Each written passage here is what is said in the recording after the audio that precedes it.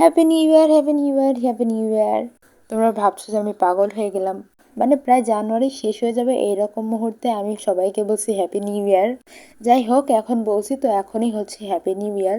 যাই হোক, 2025 সাল তোমরা কেমন উপভোগ করতেছো আমাকে কিন্তু কমেন্ট করে অবশ্যই জানাবে। আর 24 সালটা কিন্তু আমরা অনেক মজা করে কাটিয়েছি। আল্লাহর কাছে অনেক অনেক বেশি করে দোয়া করি যেন এইভাবে 2025 সালটাও আমরা শেষ করতে পারি। 25 সাল না, সারাটা জীবনের জন্য এইভাবে সবাই মিলে হাসি খুশি থাকতে পারি। যাই হোক, এখন তোমরা কিন্তু দেখে বুঝে গেছো। আর আজকে কিন্তু আমরা করবো বারবিকিউ পার্টি। এই জন্য কিন্তু আমরা চিকেন নিয়ে নিয়েছি। আর মাহি আপু দেখতেছো অনেক সুন্দর করে মেরিনেট করতেছে এটা। যাই হোক মাহি আপু, তোমাকে অনেক অনেক বেশি থ্যাংক ইউ। কারণ আজকের পুরো অ্যারেঞ্জমেন্টটা করছে মাহি আপু, সাথে মেবি ইভাও ছিল, আমি আসলে জানি না। আমি ওখানকার স্পেশাল গেস্ট ছিলাম তো এই জন্য। যাই হোক, মাহি আপু কিন্তু অনেক সুন্দর রান্না বাড়া করতে পারে। তোমরা চাইলে আপুর কাছ থেকে একদিন ইনভাইট নিতে পারো।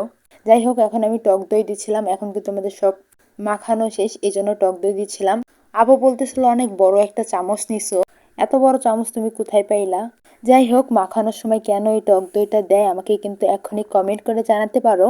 আমিও তো দেখতে চাই আমার ভিউয়ার্সদের মধ্যে কে কে বেশি রান্না সম্পর্কে কিছু কিছু আইডিয়া বা ধারণা আছে। তো ভাবছো কেন, জলদি জলদি কমেন্ট করো। যাই হোক, মাখানো শেষে এখন কিন্তু আমরা ছাদে চলে আসছি। আর বারবিকিউর জন্য আমাদের এখন লাগবে আগুন। আর আগুনের জন্য কিন্তু আমরা এখন ভালো মতো একটা জায়গা সেট করে নিচ্ছি।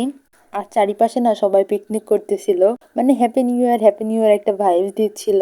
যাই হোক, অনেক বেশি ভালো লাগতেছিল। পাশে যে ম্যাচটা ছিল ওখানে অনেক গান টান বাজতেছিল। যেহেতু ছেলেদের ম্যাচ ছিল তারা অনেক চিল্লাপাল্লা করতেছিল। যাই হোক, ওইসব কথা বাদ দিয়ে এখন দেখো আমরা কিন্তু কয়লা দিয়ে দিয়েছি। যাই হোক, আপুর কাছে শুনলাম আপু নাকি এই কয়লাগুলো কিনে এনেছে। আমাকে আগে বললে আমি বাসা থেকে নিয়ে যেতাম। যাই হোক, কোনো ব্যাপার না। এখন কিন্তু আমরা কয়লা ধরানোর চেষ্টা করতেছি। আমি জাস্ট দাঁড়িয়ে দাঁড়িয়ে ভিডিও করেছি। আঙ্কেল কিন্তু মেন কাজটা করছে। মেন কাজটা হলো এই আগুনটা ধরানো। কয়লাতে আগুন ধরানোর বিষয়টা অনেক বেশি কষ্টের ছিল। যাই হোক, তোমাদের কোনো সহজ টেকনিক থাকলে আমাকে কিন্তু কমেন্ট করে জানিয়ে দিতে পারো। ইনশাল্লাহ আমরা ওইরকম ভাবে ট্রাই করব। যাই হোক, দেখতে পারতেছো আমাদের আগুন কিন্তু অলরেডি ধরে গিয়েছে। এখন এগুলো নিভে যাওয়ার পর আমাদের কিন্তু জমছে বাতাস করতে হবে, কারণ কয়লার গায়ে আগুন ধরাইতে হবে না। দেখতে পারতেছো আমরা তো সেই দমে মাঠে নেমে পড়েছি। মাঠে ইভা আর আন্টি নেমে পড়েছে। যাই হোক, দেখতেছো অনেক সুন্দর কিন্তু আগুনগুলো ঝলঝল করতেছে। এদিকে ইভা বলল যে আমি বাতাস দিতেছি, তার একটা ক্লিপ নাও। মানে পুরা ক্রেডিট এখন তার হয়ে গেছে। একটু আগেও কিন্তু আমি বাতাস করতেছিলাম। যাই হোক, এখন মাহি আপু বাতাস করতেছে। আমরা এখানে যতজন ছিলাম সবাই একটু একটু করে বাতাস করছি। যাই হোক, এখন কিন্তু সেই মিনিলেট করা মাংসটা এখন নিয়ে চলে আসবো। এখন কিন্তু ওইটা দিয়ে দিচ্ছি আমরা। ওইটা কি ছিল, একটা রডের কি একটা ছিল, আমার ঠিক মনে পড়তেছে না। যাই হোক, আপু কিন্তু দেখতে পারতেছে এক হাত দিয়ে বাতাস করতেছে আর এক হাত দিয়ে এই মাংসগুলো স্টিলের পরে দিচ্ছিল। আর আপু তো কয়লা ধরে আপুর হাত হাত একদম ফুল কালো হয়ে গেছে। যাই হোক, কোনো ব্যাপার না, সেই কালো হাতের খাবারই আমরা খাবো। সব তো এক পেটের মধ্যে যাবে। আর হ্যাপি নিউ ইয়ারের দিনে একটু এরকম খাবার খেলে কিছুই হয় না। যাই হোক, আমি কিন্তু আমার লাইফে ফার্স্ট টাইম এরকম বারবিকিউ পার্টি করলাম। আমার কাছে তো বিষয়টা অনেক বেশি মজা লেগেছে। তোমরা হ্যাপি নিউ ইয়ারের দিন কে কে করলে আমাকে কিন্তু কমেন্ট করে জানিয়ে দিতে পারো। আমি পুরোটা জিনিস দেখেছি এবং অনেক বেশি এনজয় করেছি। মাহিয়াপুরও মেবি ফার্স্ট টাইমই ছিল। দেখতেই পারতেছো মাংসগুলো কিন্তু হওয়া শুরু করেছে। আর মাংসগুলো যখন পুড়ে যাচ্ছিল না, এত সুন্দর একটা স্মেল আসতেছিল বলার মতো না।